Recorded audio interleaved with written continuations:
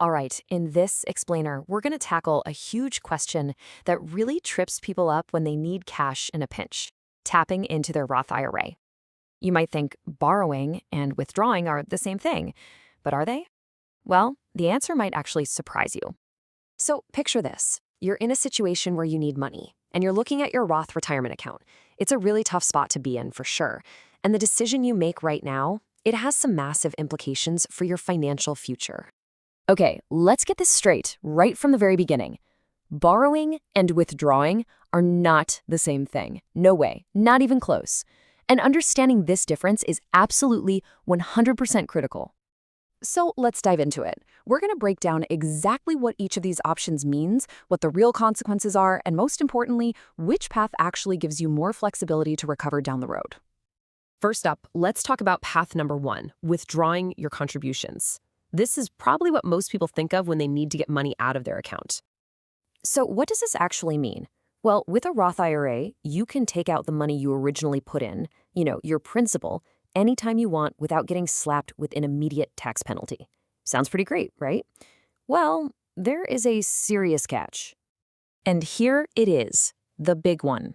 When you withdraw that money, you permanently, and I mean permanently, lose that contribution space.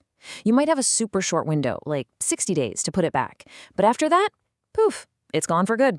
You can't just decide to replace it later. And that means the total amount of money you have growing tax-free for your retirement is now forever smaller.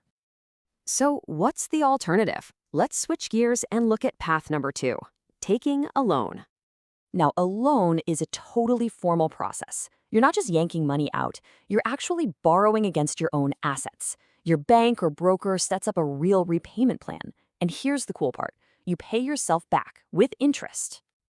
And this is exactly how a loan solves the big problem of a withdrawal. It keeps that precious contribution space intact. It lets you repay the money over time, and you can still make your regular annual contributions. Oh, and that interest you're paying? It goes right back into your own retirement account, helping it grow. You're paying yourself. Okay, time for the main event. Let's put these two side by side to make the difference crystal clear. This is the showdown. Let's look at this, the core distinction. With a withdrawal, that contribution space is just gone, which makes repayment pretty much impossible. But with a loan, repayment is the entire point. This means a withdrawal permanently stunts your future growth potential, while a loan lets you completely restore it once you pay it back. And you gotta remember, you're already limited to putting in about $7,000 to $8,000 a year. So if you withdraw, say, $20,000, you can't just put that back on top of your annual limit. You've essentially lost years of potential contributions in a single move. So here's the bottom line, the most crucial point of all. A loan is like building a temporary bridge. It's designed to get you over a rough patch and back to where you started. A withdrawal, well, that's like taking a sledgehammer to part of your retirement foundation. It's permanent. So after all that, what's the verdict? Which path is actually the smarter choice if you find yourself in the situation?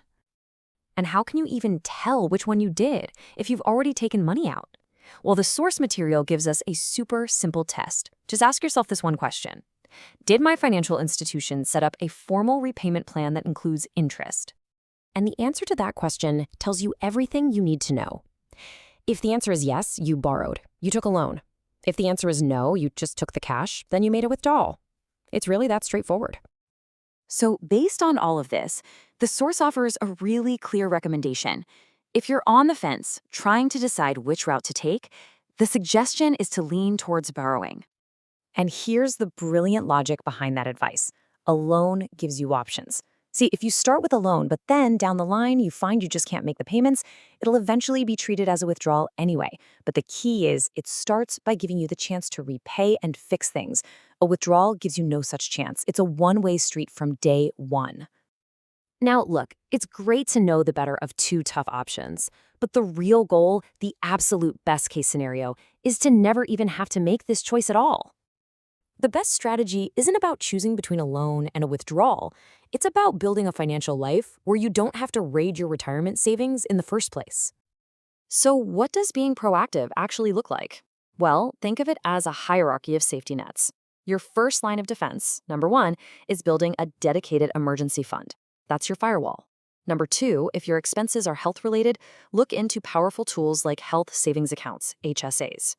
Only after you've exhausted those options should you even think about a loan from your Roth IRA. And that should be an absolute last resort.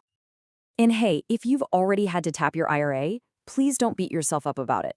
Instead, try to frame it as a powerful, if painful, learning opportunity. Think of it as a flashing red light, a signal to maybe reassess and start building stronger, more resilient financial habits for the future. And that really leaves us with one final thought to take away. Don't wait for the next emergency to pop up. Ask yourself right now, what is one small step I can take today to build a stronger financial cushion so that my retirement savings can just be left alone to do what they do best, grow for my future?